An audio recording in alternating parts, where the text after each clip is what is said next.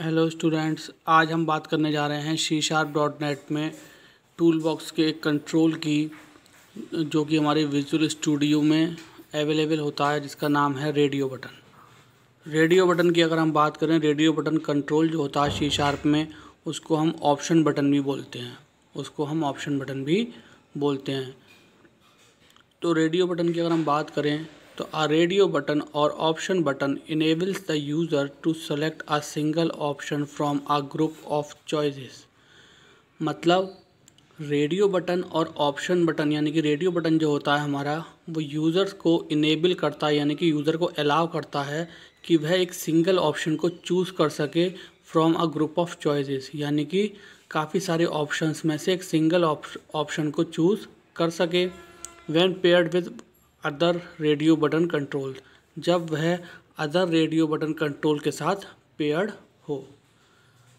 यानी कि जब आप सपोज़ करिए कि आपको कई ऑप्शंस हैं आपके पास, कि आपका जो कलर्स का ऑप्शन है रेड, ग्रीन, ब्लू, ठीक, तो यानी कि आपके पास 3 रेडियो बटन्स हो गए, ठीक है। तो अब होगा क्या कि आपको सपोज़ रेड कलर चूज़ करना है, तो आप उन 3 में से रेड कलर चूज़ करोगे।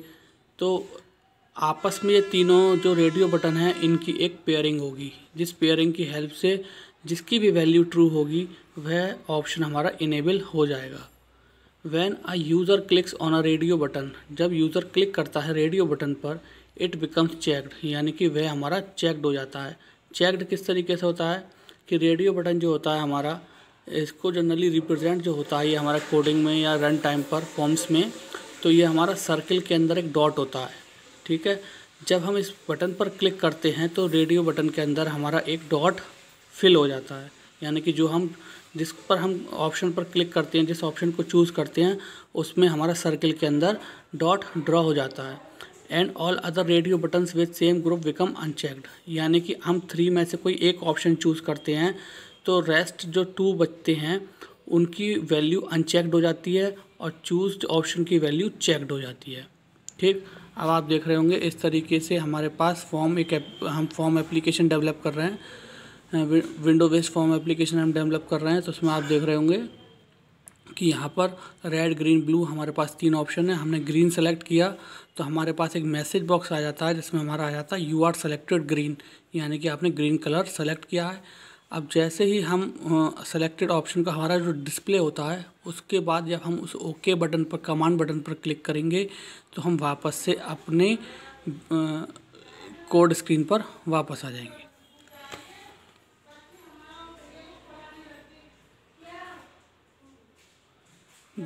The radio button control can display text, an image और both।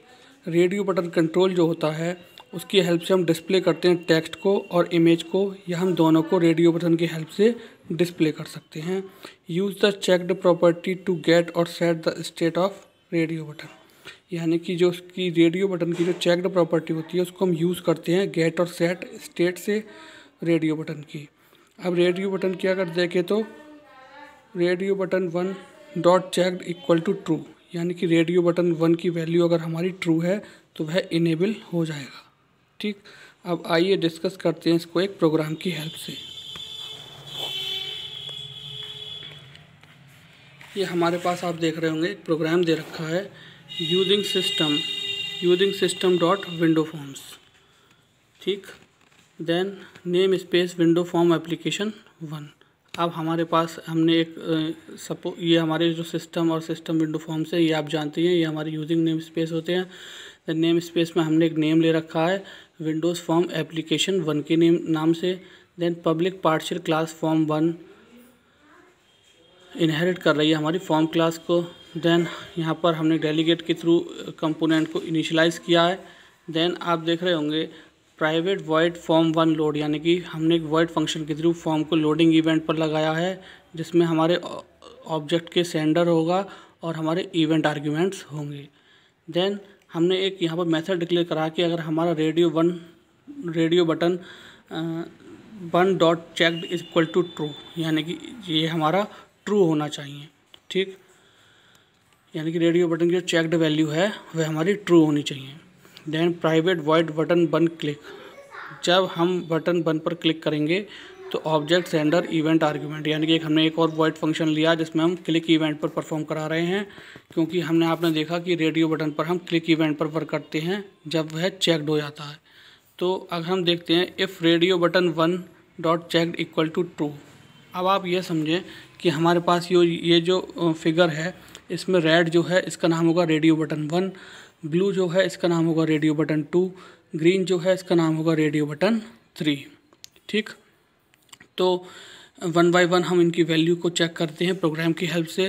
तो हम आप यहाँ देख रहे होंगे if radio button 1 dot checked equal to true, यानी कि रेडियो बटन 1 की अगर वैल्यू ट्रू है तो वह मैसेज बॉक्स के थ्रू प्रिंट करा देगा message box dot show you are selected red, then वह वापस से रिटर्न हो जाएगा, यानी कि वह प्रोग्राम वहीं पर ही फिनिश हो जाएगा। एल्स इफ़, यानी कि अगर वह रेडियो बटन 1 अगर चेक्ड नहीं है और रेडियो बटन 2 जो है वह चेक्ड है, यानी कि रेडियो बटन 2 की जो वैल्यू है चेक्ड वैल्यू वह ट्रू है, तो हमें वहाँ पर डिस्प्ले कर देगा वो मैसेज बॉक्स डॉट शो की हेल्प से कि यू आर सेलेक्टेड ब्लू, और हमारा प्रोग्राम वहीं रिटर्न हो जाएगा। देन अगर ये दोनों ऑप्शन के अलावा तीसरा ट्रू होगा तो वहाँ पर हम लगा देते हैं एल्स कंडीशन। एल्स कंडीशन में क्या होगा, अगर इन दोनों की वैल्यू ट्रू नहीं है और थर्ड की वैल्यू ट्रू है तो वहाँ वो मैसेज बॉक्स डॉट शो की थ्रू प्रिंट करा देगा कि यू आर सेलेक्टेड ग्रीन, यानी कि आपने ग्रीन सेलेक्ट किया है। देन हमारा प्रोग्राम वापस से रिटर्न हो जाएगा। ये प्रोग्राम आपने देखा हमने रेडियो बटन का जो बनाया है ये एल्स इफ स्टेटमेंट से बनाया है। तो एल्स इफ स्टेटमेंट का यूज़ देख रहे होंगे आप कि प्रोग्राम में मोस्टली हमारा होता है। ठीक, तो इस प्रोग्राम की हेल्प से अगर आप रेडियो बटन 1 पर क्लिक करते हैं तो हमारा वो शो कर देगा कि आपने रेड सेलेक्ट किया है। अगर आप रेडियो बटन 2 पर क्लिक करते हैं तो आपको शो कर देगा आपने ब्लू सेलेक्ट किया है। और अगर दोनों में से कोई ट्रू नहीं है और थर्ड वैल्यू हमारी ट्रू होती है रेडियो बटन की, यानी कि रेडियो बटन 3 हमारा चेक्ड होता है, तो वह डिस्प्ले कर देगा मैसेज बॉक्स के थ्रू कि आपने जो है वह ग्रीन कलर सेलेक्ट किया हुआ है। ठीक, तो इस तरीके से आपने देखा कि हमने रेडियो बटन पर किस तरीके से वर्क करते हैं वो हमने आपको बताया। अब आइए इसकी कुछ प्रॉपर्टीज़ के बारे में डिस्कस करते हैं। प्रॉपर्टीज़ ऑफ रेडियो बटन, कुछ प्रॉपर्टीज़ होती हैं रेडियो बटन की, उनके बारे में डिस्कस करते हैं। फर्स्ट प्रॉपर्टी की अगर हम बात करें तो फर्स्ट प्रॉपर्टी होती है हमारी अपीयरेंस। अपीयरेंस का अगर हम जनरली इस वर्ड पर जाएँ तो अपीयरेंस का मीन्स होती है हाउ द लुक, यानी किस तरीके से वह दिखेगा।